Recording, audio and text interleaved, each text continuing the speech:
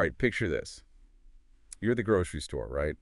Your smart fridge, it's already sent your shopping list to your phone because, it knows you're out of milk again. Classic. And as you grab the last carton, boom, notification pops up, your usual brand. Yeah. On sale, 2 aisles over.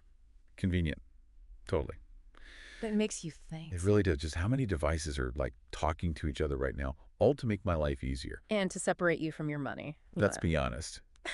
Well, get ready, because in this deep dive, we're tackling the Internet of Things. With a capital T, we're diving deep into a lecture by Dr. Ambuj Varshney, a total rock star in wireless networking. And he paints this future, Oh, it's a wild one. where we are swimming at this in a sea of trillions of embedded devices.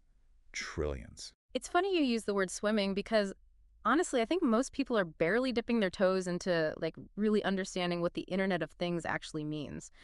Yeah, we've all heard the buzzwords, but Dr. Varshney, he throws open the doors to this world. He talks about things like smart badges that aren't just for clocking in and out anymore. They're tracking employee movements, optimizing office layouts, you name it. Wow. And then there are these things called BLE proximity beacons. BLE proximity beacons. Okay, you're going to have to break that one down for me. Yeah. And for everyone else out there who isn't fluent in, tech jargon. Think of them like tiny little GPS locators, but instead of satellites, they use Bluetooth.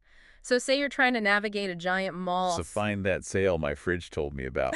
Exactly. These beacons can pinpoint your location within a few feet. Yeah. Guide you right to the product you're looking for.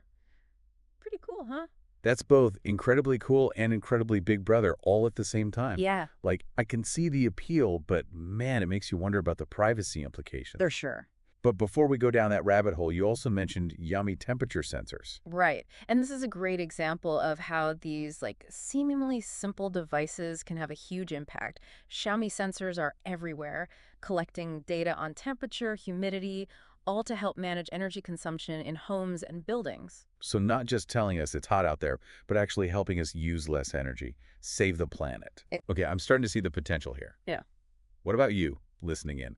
Anything surprise you so far about Yeah. the sheer scope of the Internet of Things? And it gets even wilder, right? Dr. Varshney throws out this number that's almost impossible to wrap your head around. Yeah. He says we're on track for trillions, with a T, trillions of embedded devices It's a lot of devices. in the not-so-distant future. That's, Yeah. that's more devices than stars in the Milky Way, right? It's a mind-boggling number for sure. But Dr. Varshney, he's not just pulling this out of thin air. He backs it up by walking us through how far we've come technologically and how those advancements are fueling this exponential growth. He talks about the incredible energy efficiency of modern sensors. Think about the accelerometer in your phone. It's tracking your every move, literally, but it uses barely any power at all. That wasn't always the case. Oh, I remember the days of my first cell phone. The battery was the size of a brick. Right. And I swear I could only squeeze 2 hours of talk time out of it before it died. Exactly. And that's just, one example. Dr. Varshney also points to the explosion of processing power. Remember Moore's law? Vaguely. The idea that the number of transistors, right, that we can Yeah. cram onto a chip, it doubles roughly every 2 years. Yeah. It's been the driving force behind the entire computer revolution. But there are signs that it's, starting to slow down. So are we hitting a wall? Is there a limit to how much computing power we can squeeze out of these, tiny devices? That's the big question, and it's something Dr. Varshney touches on in his lecture. While we might be approaching, the physical limits of Moore's law, there are other promising avenues like quantum computing that could, pick up the slack.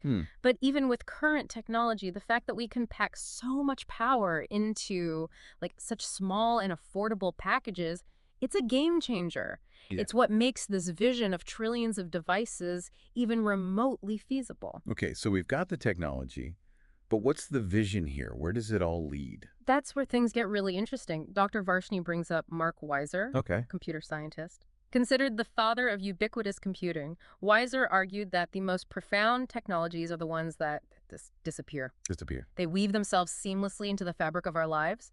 Invisible tech. So it's not about having, robots following us around. It's about technology that's so integrated, we don't even notice it's there. Exactly. Weiser believed that technology should be like this silent partner, Mm. augmenting our abilities without, getting in the way. Think about GPS navigation. Okay. We take it for granted now. But a few decades ago, the idea of having turn-by-turn directions beamed directly to our cars, it would seem like science fiction. It's true. I can't even remember the last time I used a paper map. Okay. I'm starting to see the appeal of this like invisible tech idea, but it also makes you wonder, it's almost like magic, right? Right. But you know what they say? Any sufficiently advanced technology, it's indistinguishable from magic. Hmm.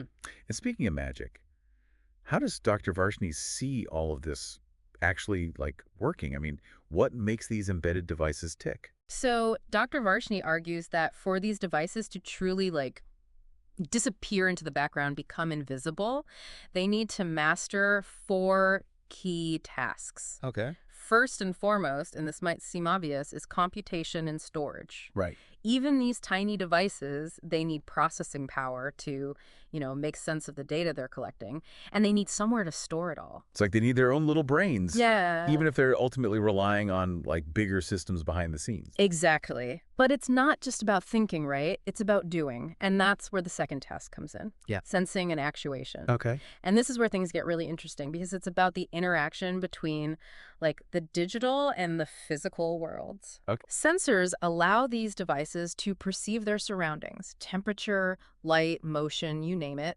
And then actuators let them take action based on that information. So instead of just telling me my heart rate is up, my fitness tracker could actually like adjust the temperature of my house Exactly. to help me cool down. That's wild. Precisely. Or imagine a network of sensors in a forest. Okay. They could detect the first signs of a wildfire and automatically deploy drones to fight it before it even spreads. Well, The possibilities are, pretty mind-blowing. Yeah. But, there's a catch.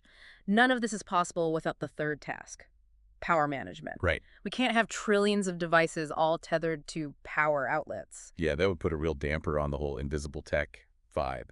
Exactly. So Dr. Varshney, he highlights the importance of energy efficiency, designing devices that, sip power or even harvest it from their surroundings. Like, how does that even work?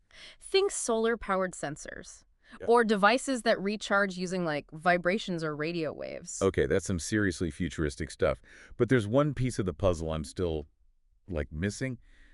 How do all these devices actually talk to each other? Yeah.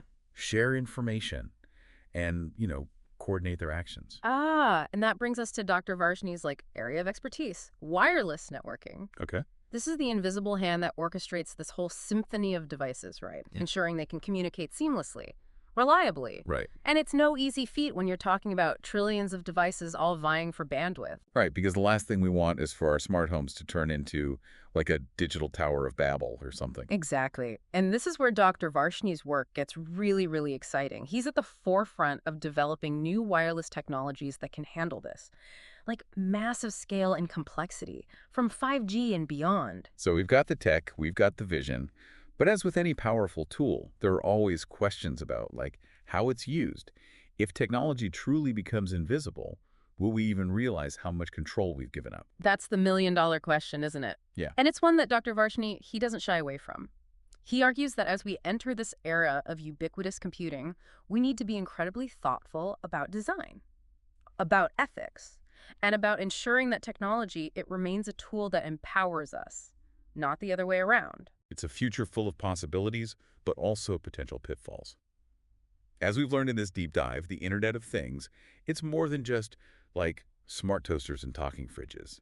It has the potential to revolutionize our lives in countless ways, but only if we approach it with both excitement and a healthy dose of caution. Couldn't have said it better myself. A huge thank you to Dr. Varshney for, opening our eyes to this fascinating and rapidly evolving field. And to you, dear listener, for joining us on this deep dive. We'd love to hear your thoughts. Are you excited about the prospect of a trillion-device world? A little terrified? Let us know on social media. And let's keep the conversation going.